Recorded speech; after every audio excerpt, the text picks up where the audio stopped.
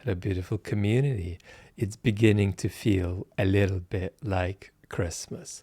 So I want to share a couple of words with you about where you and I are at the end of this chat.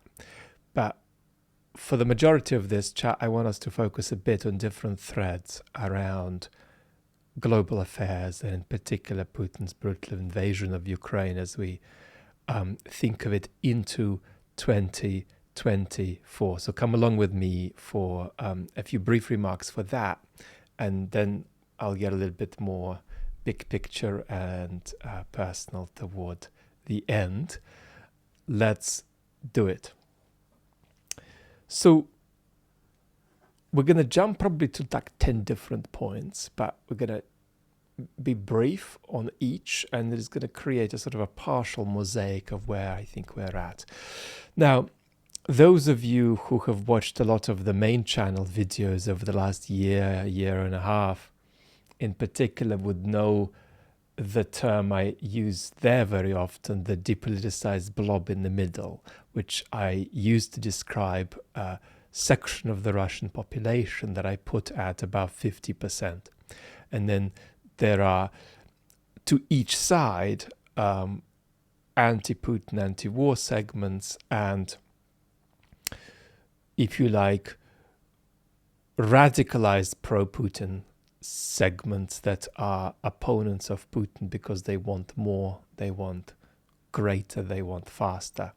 And these are various species of either artificial or organic radicals who are critical from a hardline place about Putin. But if we were, and it's hard, but if we were to be cartoonish and ask ourselves, where's this depoliticized blob as it moves into 2024? Tens upon tens upon tens of millions of people in that vast country. What do they want? And I think it's really hard to say, because even about them, we'd need to make further distinctions and break them down. And our access and scholarly access to that country is restricted now, obviously. But if we wanted to go a bit cartoonish, here's what I'd say.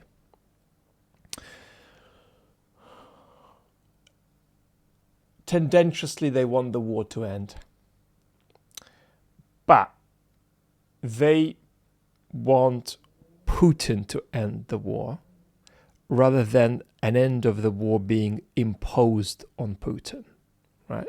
Important difference. So their fantasy is that because they don't fully understand why this war is happening, that some reason also among the reasons they don't understand comes up and invites Putin to end the war. And then there are vague fantasies about return to a pre-February 2022 world. And let's laugh a bit, but not too much at these fantasies, because we suffer from them too. Much of our policy toward this crisis is, may it please return to before the whole thing started, and then we can just get on with our things as we did before. So that's a bit of a truth about our policy too. So that's the depoliticized blob. Now, of course, that state that I've described, if it happens to be vaguely accurate, is a profound illusion, because if tomorrow we gave Mr. Putin all of Ukraine, this is my analysis, but if we gave Mr. Putin all of Ukraine tomorrow, he could not stop the war. He could stop the war for a little break, but his conception of regime security, and that then topped up with various mystical visions about restructuring the international scene in Russia's favor via some kind of a self-propulsion type jolt from the back row to the front row of nations. So that mysticism plus regime security considerations would mean that it it's not just that Putin wouldn't want to end the war if he got all of Ukraine, is that he couldn't. Right? That's my analysis. I want to impose that on you, but I want to be very clear that that's an analysis I'm sharing, and saying something in favor of. So it's a profound illusion, the state of the blob, but that's where the state of the blob cartoonishly is. Okay. Let's say a little bit about another interesting issue, EU and Ukraine. And there's something symbolically very powerful about a baby step being taken in the direction of Ukraine's EU membership. But I think the first thing to admit to ourselves, I think that we all know, is that there are many other steps to go. And just because the first step is there doesn't mean the next 3 are going to work out. Next on this topic, I think there is a very palpable division between East and West. And we often talked about this. What is Europe? What is really, really Europe versus kind of Europe, but not really? And these are thoughts that are very available in Western European centers of power. So folks in the East are more inclined to say Ukraine coming into the European Union is good all around and really good for our security. Folks in the West, France or Germany, are more inclined to have significant currents, right, in corridors of decision making, which say, well, we're going to pay for this, and it might constrict and restrict us because we'll have to reckon with an extra member. And what guarantees do we even have about this member? I mean, might we not get worst case scenario in 10 years, some kind of undemocratic state like Hungary? We have to deal with that again. So it's going to cost us. And is it good? Is it not good? Is it good? Is it not good? Who knows? We don't love this. We're in favor of it, probably on balance, but I mean, we don't love it, right? So again, I'm being very cartoonish, but what reflects what I'm saying? Of course, this reflects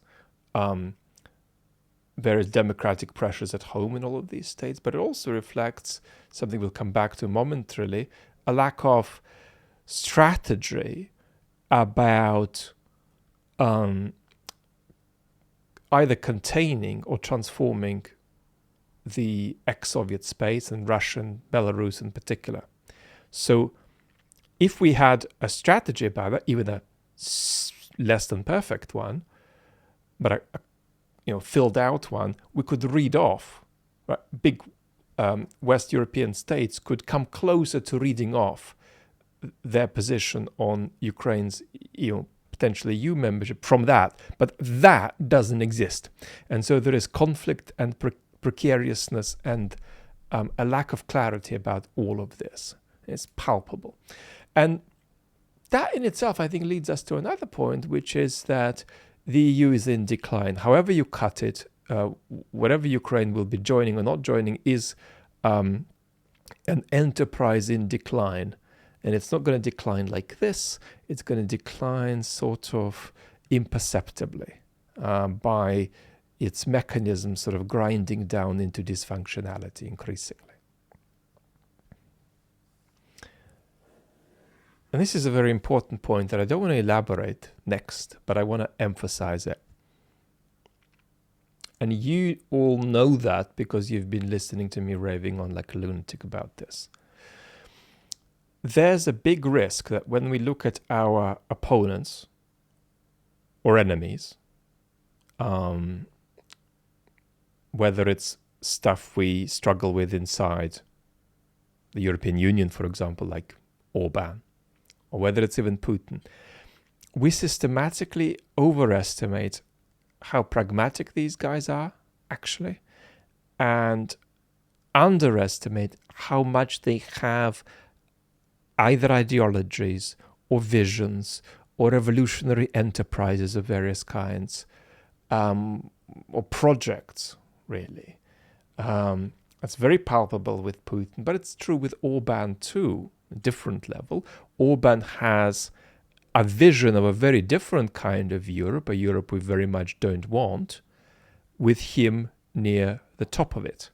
So grasp that that's what we're dealing with, right? That there's much more sincerity in the pursuit of these projects there. They're not just excuses for leveraging of various kinds of advantage, right? Just like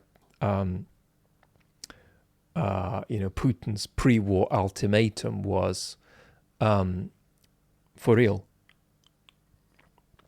as farcical as it was, right? Do not constrict your sense of what you consider to be the rational conduct of your opponents and enemies. Keep your sense of what is rational for them to be up to wider, so as to include various kinds of projects and visions. A mistake I don't want us to make, because I've sensed it. So I do something that I don't recommend to all of us here, which is that I absorb a lot of media and literature by half engaging with it. Often that's a consequence of my health. That I only have a capacity for proper functioning, 2 hours a day. It's been about 1.5 recently, hence the slowdown on the main channel. But more about that in a second. What I want to say is that kind of just sampling what's out there sort of consumption is, from a psychological point of view, completely harmless for me, because I'm not somebody who needs to put out buffers, right? Don't want you to practice in the same way unless you're also this kind of bizarre way immune from being dragged down by what you're consuming. But that, kind of consumption always allows me to have a sense of what kind of narratives are emerging a bit more, what kind of narratives are retreating. And what are the narratives? This was a long and needless preamble, actually, I'm sorry. But there we go. One of the narratives I'm seeing come to the fore is, especially as issues of mobilization are arising in Ukraine, is talk of the limitlessness of Russia's human resources, right? That Putin's going to mobilize more, then he's going to mobilize some more, and quite frankly, especially as the ones that get mobilized don't get rotated, that nobody's really going to care much in Russia. And what I want to say is that Russia's capacity to absorb casualties is, in my view, much, much greater than the whatever limit we've reached so far. There's no doubt about that. But we don't know, I don't know, experts don't know, and Putin does not know how far he can push this business of mobilization and have a second major wave of mobilization in 2024, which he needs, actually. But how far can he do that without unprecedented, qualitatively different and new levels of avoidance and resistance? Putin is not sure about that. So that's an I don't know. And I'm seeing quite a few narratives swimming about, well, he can just keep going and keep going. No.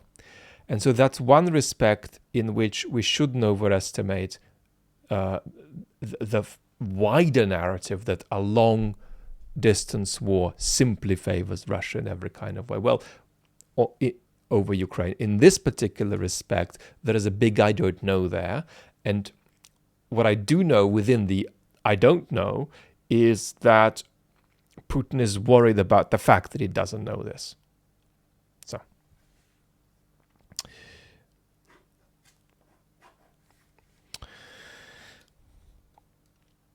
Let me say something about the word stalemate that's also been swimming about quite a bit.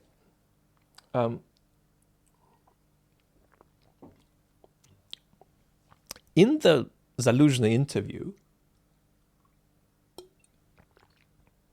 to The Economist, I'd imagine he'd have given he did give the interview to Arkady Ostrovsky from The Economist. And so he would have used the word to peak. And that means something like a dead end, which is a different word to stalemate. But what I want to recommend is not to over-focus on things being stuck or not stuck on the front, but focus on the bigger factors, such as US commitment to Ukraine,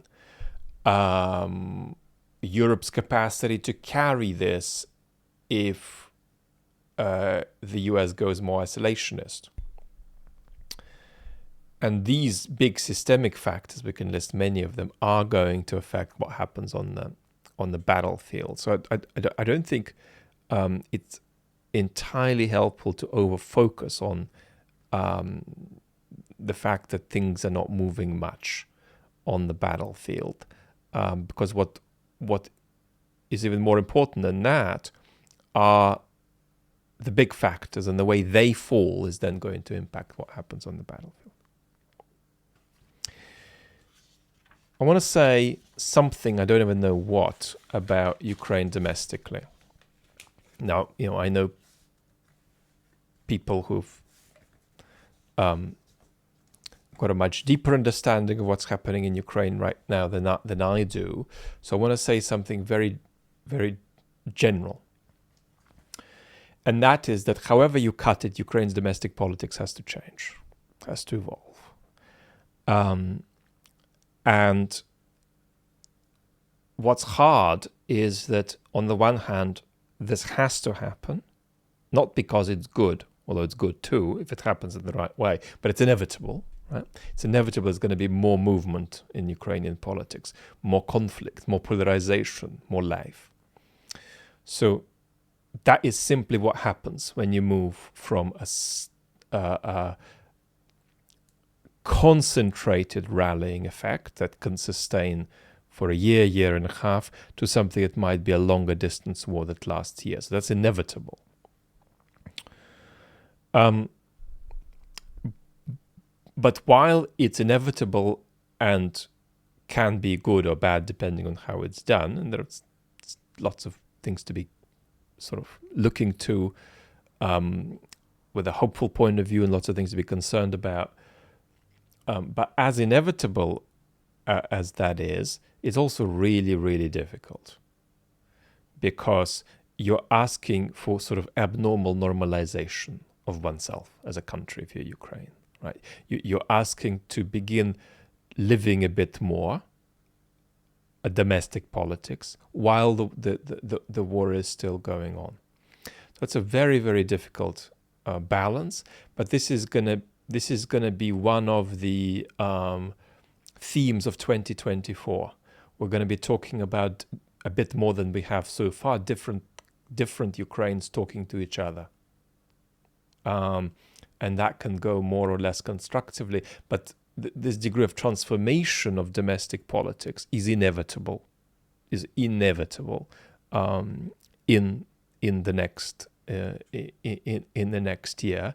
And we've already discussed how part of that is a kind of reckoning the government has with the population, that there's a certain perception of legitimacy that might apply in the case of a short, victorious war. In a long and stuck war, there may need to be a renegotiation of legitimacy. So we're going to watch, even those of us who are not deep Ukraine experts, we're going to watch that and witness it in 2024. I want to say three things about repressions now inside Russia.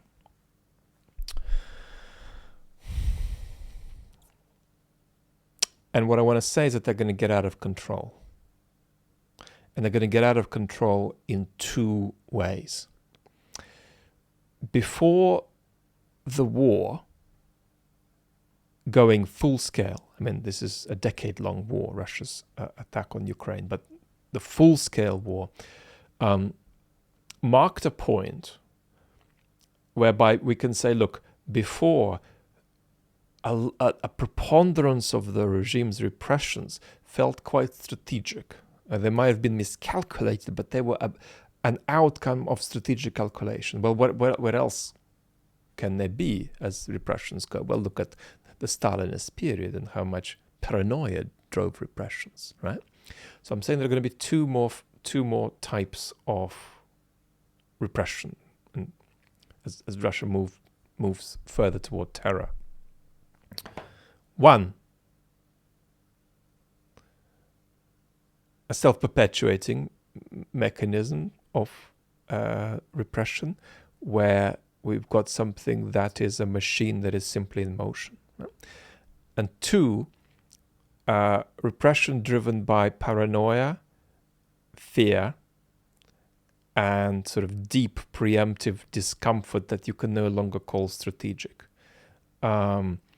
So this is going to be another theme, I think, of 2024. The deepening and diversification and arbitrariness, right, of how the repressive mechanism in Russia works. Two worrying trends, scenarios to watch for if you want support for Ukraine to be sustained. One is what I call the optics of war. And the West's motivate when Ukraine resists movingly and fights successfully. When that's not seen to be happening, Western mobilization for support for Ukraine declines, and it also declines if there is a perception of the Russians gaining an upper hand. And this is a point that Steve Kotkin has been making recently, that if in 2024 the Russians try something that even yields no positive military results, but it's the Russians being proactive in the battlefield in some way that dominates the news, even as military failure, that would have an effect of deflating Western support. So that's one trend to watch for. The other trend to watch for, particularly at the level of democratic consent in Western countries, and this is my interpretation, unfortunately, we're now more immune to Russian atrocities, and the situation in the Middle East really didn't help, because, tens of millions of people in Europe are seeing Israel's actions in Gaza as essentially American actions, right? And we do have a crisis in the West of having failed to acknowledge properly the barbarism of Hamas, and that's a worry. But we also have a trend of simply not being able to hold Israel accountable and acknowledge the reality, the human reality of what's going on in Gaza. And you can feel that, and you can feel that, and certainly even in the UK, the UK is a passenger here, really. But the statements of the UK government and the UK opposition on the Israel-Hamas, Israel-Gaza story have not helped Ukraine. Doesn't matter what view you take of that conflict, it just hasn't helped Ukraine. So we are more desensitized now to Russian atrocities in Ukraine And I'm afraid, unless something utterly unspeakable happens on a new level we haven't seen before, this is going to continue. Let me say now a few more personal things. Now, first of all, of course, thank you for being with me on this journey, which for me is really not about you watching videos I make. And in the future, it won't be you consuming other things I do that aren't just videos, which might include printed word and even some academic stuff, and also, of course, events in person. But it's not stuff for you to consume. It's a place for you to come with the possibility that you can get something out of it that is a little bit transformational. Not transformational in the sense of you changing your mind. I'm not here to tell you to change your mind about anything. But it's this aspect of ritual of us returning to the same room and sitting at the table and then seeing what comes of that I'm a huge believer in. And because of your participation in it with me, I'm extremely grateful to you. In the last few weeks, our conversation has slowed a little because of a somewhat deteriorated health on my part. And I want to be really strong here about my plans and intent. That's been really because, I've been a little bit out in the ocean, not thinking, but in the ocean with the volatility and violence of my health condition. And we've slowed down again because of that on the main channel. But the next video on the main channel, which was meant to happen a couple of weeks ago, will probably now be right at the beginning of January. And it'll be an in-depth and a non-caricatural engagement with the issue of the breakup of Russia as a question. So watch out for that. And of course, over the holidays, if you're somebody who hasn't caught up with all the different videos on the main channel, I'm always grateful if you jump on and see if there is stuff you haven't watched yet. One sentence on correspondence. I'm, of course, sitting on what are probably now more than hundreds of types of correspondence, and I'm looking again for more moments of functioning to answer as many of you as I possibly can. One of the most moving and special things about all of that correspondence is that about half of it is self-development. It's not about give us a view on this, give us a view on that. It's how do I deal with a problem, or how do I get better at making sense of something? And that, hundreds upon hundreds of letters and emails of that kind, messages of that kind, reflect the fact that, this is not me pumping videos at you, but it's us coming to a certain place again and again and again, and being open to being surprised by what that gives all of us. Now, a few remarks of a more personal political kind, personal/political.